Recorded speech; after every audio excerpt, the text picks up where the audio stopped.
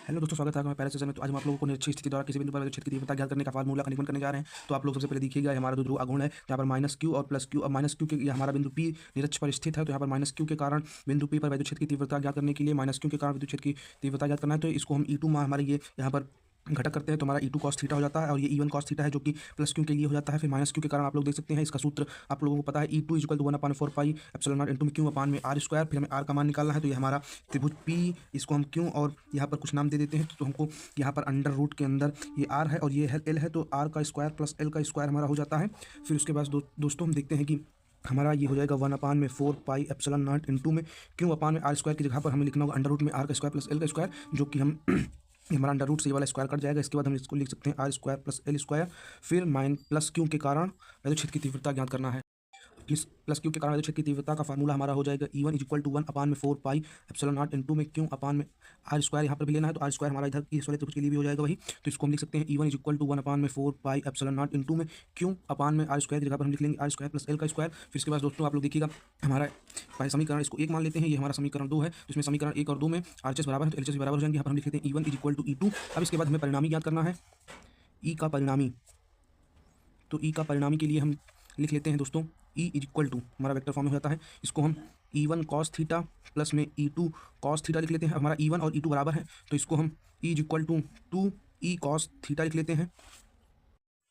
अब इसके बाद दोस्तों हम E = में 2 इंटू में E का मान यहाँ पर चाहे इसको रख देते हैं समीकरण 1 से, समीकरण 2 को हम लिख लेते हैं। तो हमारा 1 अब E के स्थान पर है, तो E = 1/4 pi epsilon nought into में क्यू अपान में R square plus L square into में हमारा हो जाएगा cos थीटा। अब इसके बाद दोस्तों आप देखते हैं cos थीटा का मान निकाल लेते हैं आप। तो cos थीटा = हमारा हो जाएगा, cos थीटा = होता है आधार बटे में हमारा हो जाएगा कर्ण। तो यहाँ पर हम देख सकते हैं आप लोग चित्र में, तो हमारा आधार ये है, कर्ण ये है। तो इसको हम हमारा कर्ण का स्क्वायर बराबर लंब का स्क्वायर प्लस आधार का स्क्वायर हो जाता है। तो फिर यहाँ पर हम इसका मान लिख लेते हैं दोस्तों, अंडर रूट के अंदर एल का स्क्वायर प्लस आर का स्क्वायर। दोस्तों हम लोग यहाँ पर आ जाते हैं। फिर इसके बाद cos थीटा हमारा निकल आया है। अब cos थीटा का मान हम यहाँ पर रख देंगे। देखिएगा E = हमारा हो जाता है 2 इंटू में 1/4 पाई एप्सिलॉन नॉट इंटू में क्यू अपान में R square plus L square into में अब हमारा 1 अपान में अंडर रूट में L square plus R square.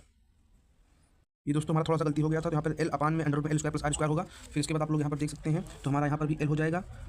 तो इसके बाद हम लिख लेते हैं E = 2L आपको दिख रहा होगा, तो 2L को हम लिख लेते हैं P, और यहाँ पर 1/4 पाई एप्सिलॉन नॉट फिर इंटू में यहाँ पर हमारा अंडर फिर R square plus L square under root में है, तो यहाँ पे इसकी पावर 1/2 है और यहाँ पर इसकी पावर 1 है। तो इसको हम गुणा करेंगे तो हमारा हो जाएगा R square plus L square. अब यहाँ पर हमारी पावर 1 है, फिर इसके बाद L square plus R square की पावर 1/2 हमारा अंडर रूट के रूप में हो जाता है। फिर E = हम निकाल लेते हैं 1/4 पाई एप्सिलॉन नॉट इंटू में P अपान में इसकी घात गुणा हो जाएगी, तो आधार समान घातें गुणा हो जाती हैं। तो फिर R square plus L square इसमें गुणा करेंगे तो 3/2 हो जाएगा।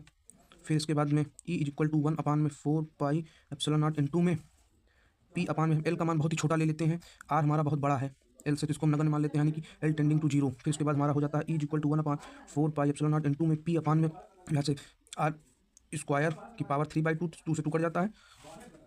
E = 1/4 pi epsilon nought into में P अपान में R क्यूब हमारा दोस्तों सिद्ध हो गया। तो आज के लिए इतना, मिलते हैं अगली वीडियो में।